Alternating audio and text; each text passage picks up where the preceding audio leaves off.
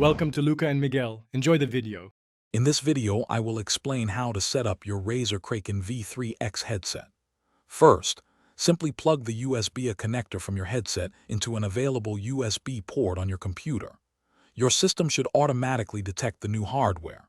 Next, navigate to your sound settings and confirm that the Razer Kraken V3 X is selected as your primary audio output device.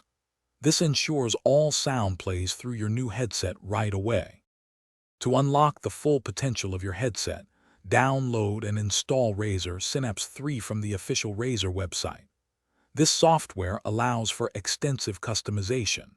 Within Synapse, you can create personalized audio profiles, fine-tune the equalizer for different games or music, and even adjust the headset's chroma RGB lighting to match your setup. It's a powerful tool for optimizing your audio experience. Now, let's get your microphone ready. In your system sound settings, make sure the Razer Kraken V3 X microphone is selected as your input device. You can then adjust its volume and sensitivity to prevent it from being too loud or too quiet.